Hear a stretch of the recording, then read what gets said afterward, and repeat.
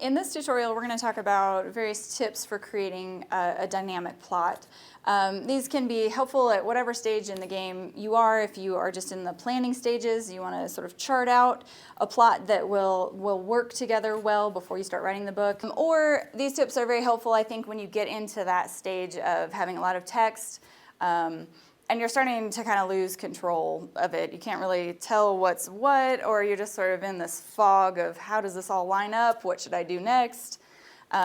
So these tips should help in either of those situations. Okay, number one, you want to make sure that your main character is actively trying to do something throughout the entire book. Make sure you give him a main objective, something that he's trying to achieve throughout the entire course of the novel or memoir. The key word here is actively trying to do something. One thing that I see a lot in my editing business with writers that I work with is that sometimes there's a confusion between a main character's internal journey and their external journey. A dynamic plot has both of these in play at the same time. And sometimes as writers, I think we land on one and then sort of land on the other eventually. But you really want to make sure that you have both happening. So your character is going to change over time because of what has happened in the book.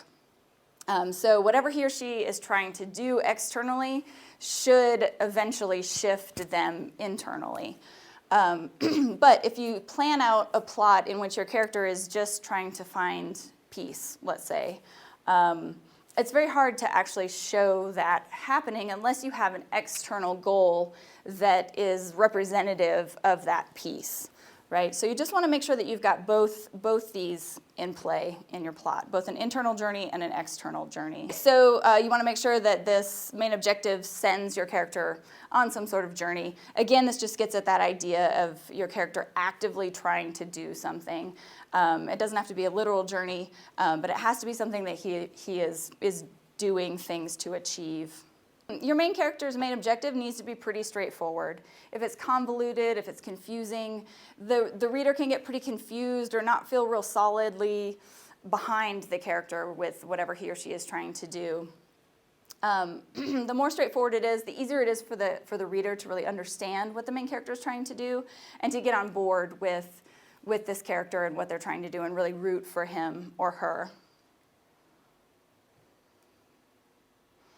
Also, if you can give a secondary character a conflicting main objective to your main character's main objective, that gives you a lot to work with in your plot. The typical example of this is the love triangle, right? So you've got two characters, let's say two men who are both interested in the same woman.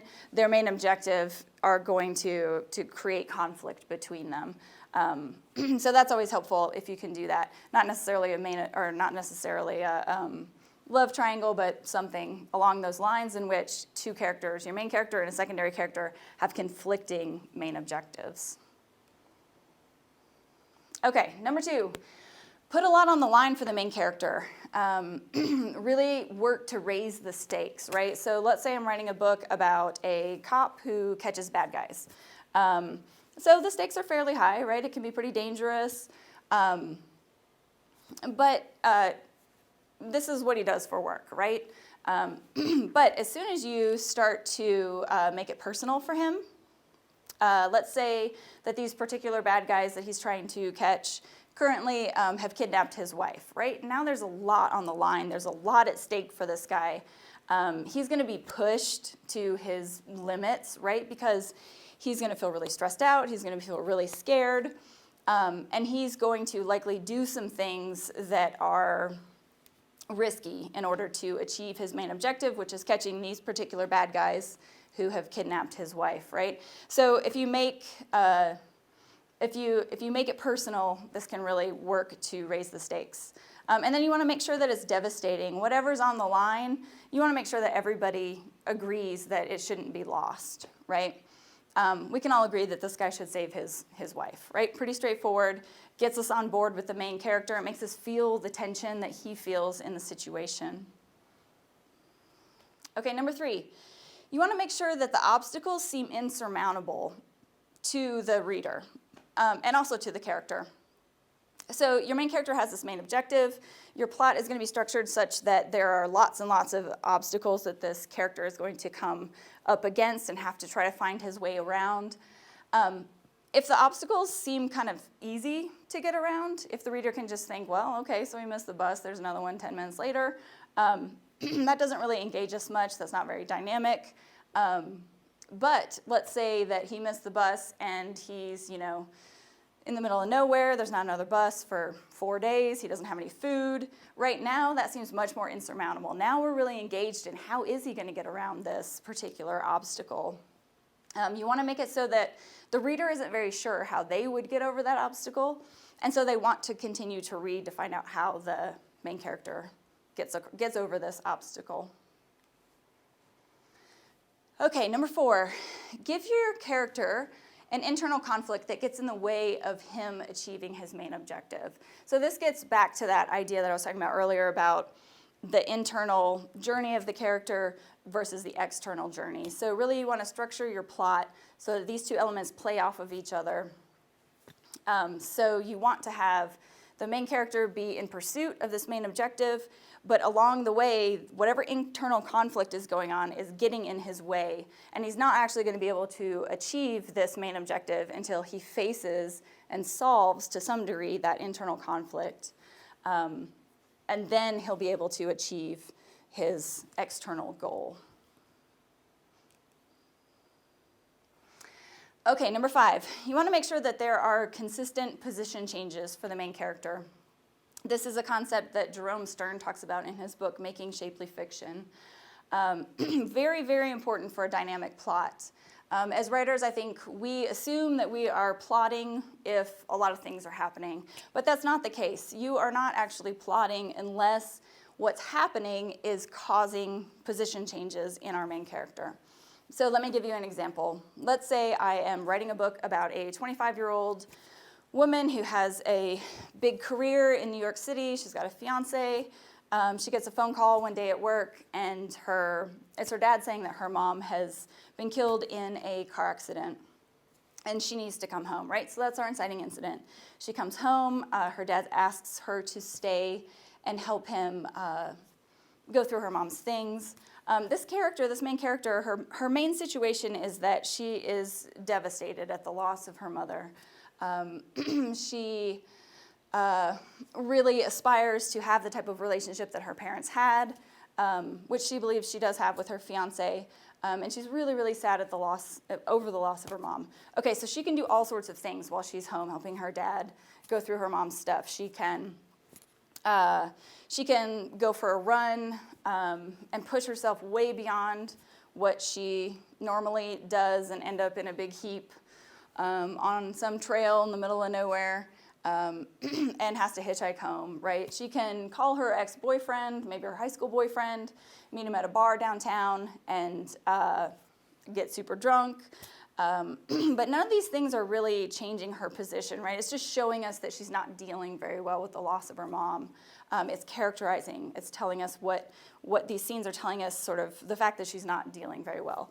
So to really move that into the realm of a dynamic plot, maybe she does one of these things to sort of establish the baseline, but pretty quickly we need her position to start changing. So let's say now she's cleaning out her mom's closet. She comes across a shoebox. It's full of letters. She reads one and realizes that these are letters between her mom and a secret lover that she didn't know about, right? Okay, so now her position is totally different. Now she's questioning her mom. She's questioning her parents, the relationship they had, her own sense of how she grew up. Everything looks different, right? So a position change is often knowledge gained by a character that makes everything look different, that makes him or her really reevaluate the situation that she's in. It also drives action, right? So now she knows that her mom was having this affair. So now our character has to decide, does she tell her dad, right? Does she tell her brother if she has one? Okay, so then let's say you can also use position changes, and you want to use position changes to raise the stakes. So first she finds out their mom has this affair. Okay, so second, she keeps reading the letters, and second, she figures out that it was with the next door neighbor, right? This is a family that her family has been very close to. They vacation together. She starts to really, her mind is just filling with all of these family vacations they took together. She's wondering how long this has been going on. The guy still lives next door, right? So now she needs to decide if she's going to talk to that guy, right? Okay, so now everything looks different again because now it's the neighbor. So then she keeps reading the letters and she realizes, oh, this hasn't been going on for just the last year or something. This has been going on for 26 years, right? And she realizes, oh, this actually started about the time that my mom got pregnant with me, right? So now everything looks different again because she's trying to figure out, is Dave my dad, the next door guy my dad? Who's my, right? So now she's starting to question even who her dad is, right? So each of these position changes raises the stakes for this made-up character. Okay, so you want to make sure that throughout a dynamic plot, you have constant position changes. Usually the way it's structured is there will be several in the beginning, so pretty much one every scene or so. And then in the middle, it levels off a little, one every couple scenes, and then at the end, lots of position changes again. And overall, this creates a very dynamic plot, makes us feel like we've come a long way with our character. Okay, number 6. You want to make sure that you include your inciting event in the first 10 pages. The inciting event is the thing that happens that causes the rest of the book to happen. For example, The Wizard of Oz, the tornado is the inciting event, right? No tornado, no Oz. You want to make sure that it's a big enough inciting event. It doesn't have to be like a natural disaster. It can be just information gained, again, in that example I was just referencing. The inciting event is the phone call, right? So it can just be something fairly simple, but something that really changes everything for the main character. You want it in the first 10 pages because it starts the momentum of your plot. As writers, we oftentimes will write our way towards the inciting incident. We tend to think on the page, totally fine, but you want to make sure that you start the book at a place that's going to be the most engaging for your reader, which is usually the point where things start happening that's going to change the rest of what happens, or set up the rest of what happens. So you want to work to get that inciting event in the first 10 pages to really kick off the plot, start that momentum, have it feel like it's really moving to draw the reader in. Okay, number 7, you want to make sure that every scene raises questions for the reader. The best way to do this is my favorite exercise ever. If you've taken any classes from me at all, you have heard about this, but I'm going to say it again because I think it's one of the best things you can do for your book overall. Particularly for making sure that you're raising questions for the reader. These are hooks. These are things that pull the reader in and keep them reading to find out the answers to. Okay, so you're going to get a stack of index cards. On the first card, you're going to summarize. You're going to write scene 1, summarize the scene. And then on the back, you're going to write 1 to 3 questions that your reader will have that have been raised in this scene, right? So your reader has the overall question, like in The Wizard of Oz, does Dorothy get home? But you want to make sure that those don't count. You can't put the overriding, or just choose not to put the overriding question on the back of these cards, because this is really helping you figure out, is this scene necessary? Is this scene doing the work that it needs to do in my book? So you're going to write down the questions that your reader will have on the back of scene 1, set it down, and then your next index card, scene 2, summarize it on the front, 3 questions, 1 to 3 questions on the back. It may be the same questions, but really what you want to be doing is answering 1 or 2 of those questions and raising a couple more. So those questions keep cycling through the entire plot. It works really well to lay your cards out on a big surface. If you have a big table, on the floor, if you have no kids or dogs with muddy feet. It works really well on a wall as well as a piece of twine, and then you can clothespin all of your scenes in a row. And you can really look and figure out, where do I need to start raising more questions for my reader? Where am I starting to lose them in my plot? Okay, number 8, you want to make sure that your plot is character-driven, not author-driven. Clearly, all plots are author-driven, but as the writer, you want to seem invisible, for the most part, to your reader. You want to make sure that what your character is doing throughout the book is changing the direction of the plot. The most obvious evidence of an author-driven plot is too many coincidences. Coincidences happen in life way more often than makes sense to have them happen in fiction. It kind of seems like a cheat to the reader. It kind of seems like the author is just cheating, sort of taking the easy road when coincidentally two people that you need to meet up just run into each other, right?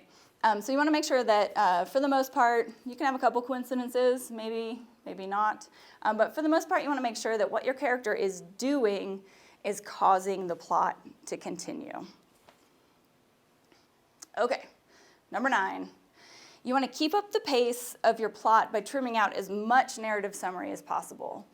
Plots are really hinge on really, really solid scene work. Scene work is predominantly character action and dialogue. It's the thing that, it's the way that a book plays out in the mind of a reader, moment by moment by moment. We can see this character doing this and saying this. As soon as that character remembers back to something or thinks about what he thinks about the scene on the page, everything freezes in our mind. We can no longer see the character doing and saying things, and suddenly we're kicked out of the scene as readers, and we hear the voice of the author narratively summarizing something for us. So sometimes this is helpful. Sometimes this narrative summary is great to help us get established in a new setting. It's really helpful to move time in a book. If, for some reason your character decides to drive across country, we don't need to see that moment by moment, right? That'd be super boring. So that's a good place to narratively summarize. But overall, to keep your plot moving, to keep it very dynamic, you want to really focus in on very solid scene work, character action, dialogue, with just a little bit of narrative summary to round it out. Okay, so number 10 is you want to make sure that there's a cause and effect relationship between all of your scenes, such that scene A happens, which causes scene B, which causes scene C, and so on throughout your entire plot line. The index card exercise that I mentioned earlier is very helpful in this because you can lay them all out or put them all up on your wall, and you can actually see if one is causing the next, and so on. And one of the ways that you can tell that is if you pull one of them down, let's say you take out scene 6, it should significantly mess up everything that happens after it if that's not in the plot. If you can pull out scene 6 and everything's still fine, it's not doing the work that it needs to do in the book. Okay, so the type of plot that you want to avoid is a meandering type plot, one where scene A happens, and then B happens, and then, oh yeah, this one time C happened. An example of this is, let's say our main character gets up. Scene A, he gets up, he eats cereal. Scene B, he decides to take his dog for a walk. They go for a walk, they come home. Scene C, he decides to go to the grocery store, right? He's not going to the grocery store because he took his dog for a walk, right? There's no cause and effect. The way to fix that would be to, let's say we go ahead and skip the cereal because that's kind of boring. We jump right in, scene A, he's taking his dog for a walk. His dog chases a squirrel, takes off. This main character chases him, and he trips over a log, breaks his ankle, and whacks his head really hard. Okay, so that's scene B. Scene C, he wakes up in the hospital. It's overcrowded, let's say. He ends up in a shared room with a woman who he meets for the first time and falls in love, right? So if he had not taken his dog for a walk, his dog wouldn't have chased the squirrel, right? If his dog hadn't chased the squirrel and caused him to break his ankle, then he would have never met this woman, right? Cause and effect throughout your plot is really what you're aiming for to create the most dynamic plot possible. If you have any questions or comments about anything in this presentation, feel free to email me. My email's right there at the top. Thank you.